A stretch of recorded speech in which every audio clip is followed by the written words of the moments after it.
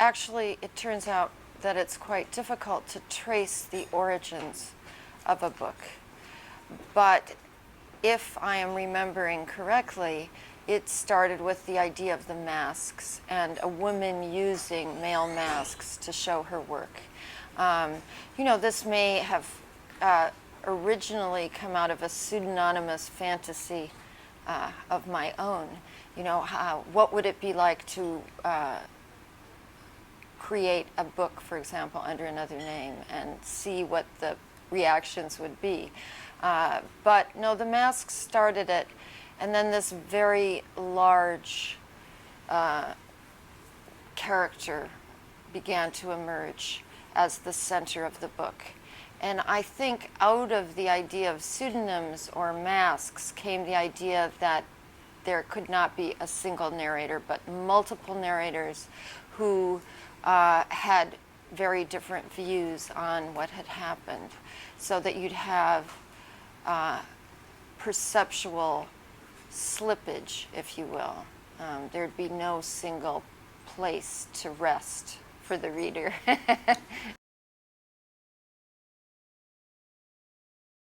Well, I think there are multiple inspirations. So it turns out I actually was at that Nat Tate party in New York, although I confess that my memory of it is very dim. I'm sure that it was a partial inspiration. But then again, so was the reading of Kierkegaard, so were a number of other hoaxes. So was, I think, Louise Bourgeois, the great artist who didn't get famous until she was 70 and had a lot of rage and anger about her fate until she became a star. So I think there were many, many influences in the book.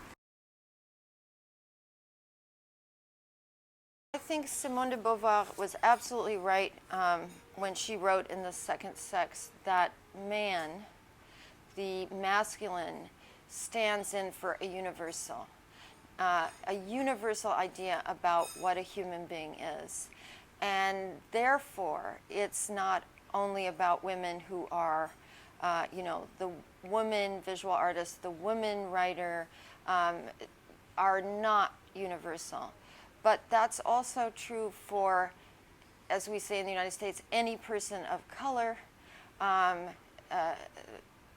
people who are sexually so-called unorthodox, so, gay people, transsexuals, everyone who does not fit into this white male universal mode. I know these are political cliches, but it really is true.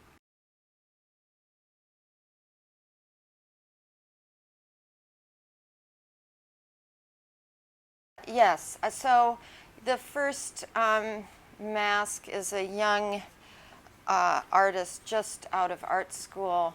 He's naive, and it's complicated, of course, because a human being is not an object.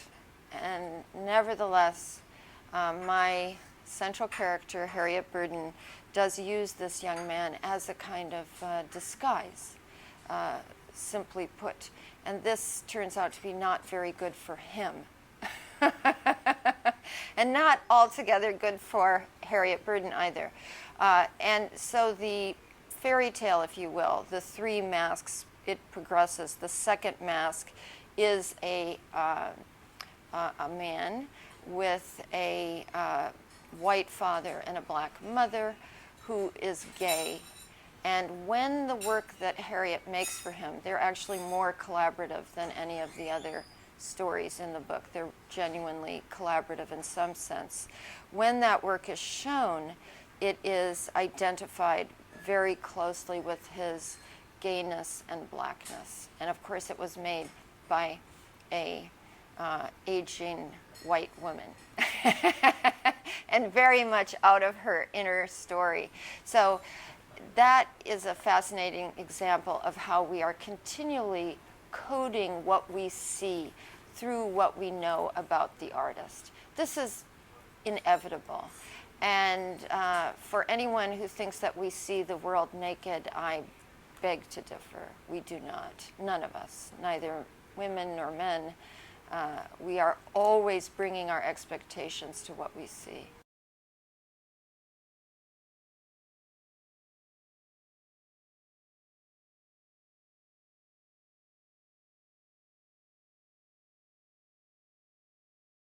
Well, I think, of course, it turns out that the place in the book that you cite, which is when Harriet Burden decides to reveal her authorship of these three works in a fairly obscure academic journal under a pseudonym, a male pseudonym, is immensely complicated in itself. I mean, why would that be a good idea? Well, it's a good idea for Harriet because she is deeply influenced by Kierkegaard and because she is immensely clever. And her cleverness, in a way, comes back to bite her because this is just the parody, the irony in that little piece that she writes for the Open Eye under another name is, it borders on absurdity in some way. And yet she's using actual references and I had a lot of fun writing it, I have to say. But you're absolutely right. So these footnotes are directive. Some of them are fictional, some of them are real. But they are, I think, ways to guide the reader outside the text, but also to throw the reader back on her or himself in the way that Kierkegaard was trying to do in his indirect discourses. So that if the book is read in the way I would hope it might be read, it is really that the reader is forced back into a position of self-reflection. Well, I think this was interesting because, of course, many writers have done this. I have never done it before. I've always had a fairly consistent narrative voice. And the movement from one person to another, particularly the characters who repeat during the course of the novel, was an extraordinary experience. And I actually felt as if I were inhabiting these various positions. And once I was inside, I began to see aspects of the story that I could not possibly have seen if I had remained in this, in a single voice. So Bruno, for example, who is Harriet's lover after her husband dies, this person I like very much, a failed poet with a lot of humor and affection, and at the same time something of a sexist guy. And but I found him so lovely that once I was inside him, these views became far less corrosive than I would have imagined if I had been standing outside of him. The same for unpleasant characters such as Oswald Case. I was able to enter into a sarcastic position that nevertheless had some truth with a small t. So all of that was eye-opening, and there were moments when I felt that that it was my multiple personality disorder book. Yes, I had a great time doing that too.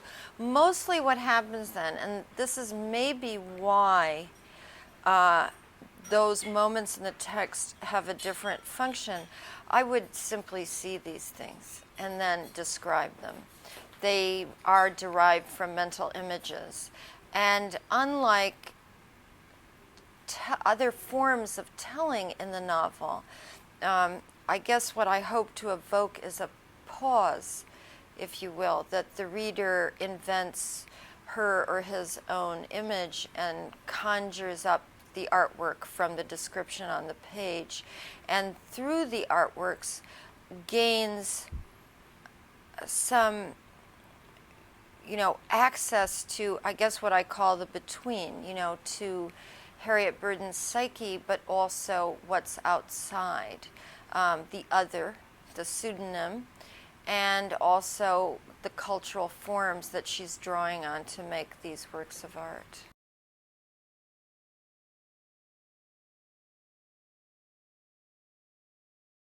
Yeah, I think in some way these works are works I would love to see done. I would love to see them in the world, and therefore I invented them. There was a group of German artists who made made their own versions of some of Bill Wexler's work in What I Loved. So there was actually one moment I gave them my blessing, and there was some interesting work produced out of my descriptions. Yeah, I've been thinking more and more about this. The great virtue of the novel as a field for ideas is that, unlike an argument, which has a certain teleological form, that you are making your way towards some end, and even if you do what I often do, which is leave places open. In other words, I hope always to leave things open. Nevertheless, there is a certain narrowing of your resources into some final point. The novel does not have to do that. The novel can contain, in some way, undiluted positions that are in total conflict. So I have begun to feel that maybe the greatest form possible for the cacophony of ideas is the novel itself.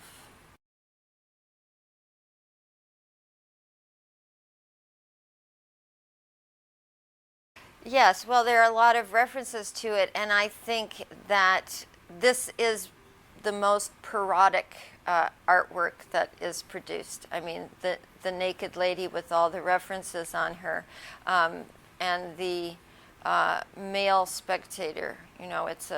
And also Suffocation Rooms is a title that could potentially work for the book as a whole.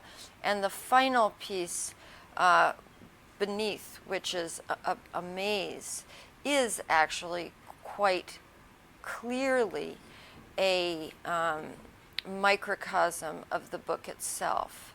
So in that maze, the viewer walks through and is guided by small windows. And if one doesn't pay attention to the differences in the little windows with the objects inside them, the viewer will not be able to get out of the maze.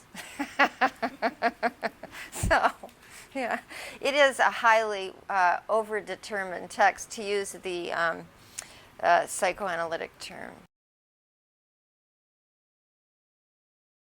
Absolutely, yeah. In fact, the emotional movement of the book, for me, is by far the most important.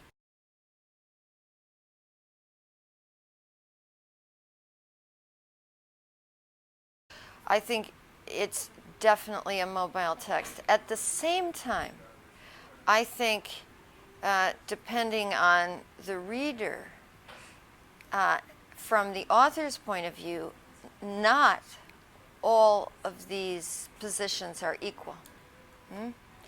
That I think one is able to judge greater and lesser bias in some of the narrators.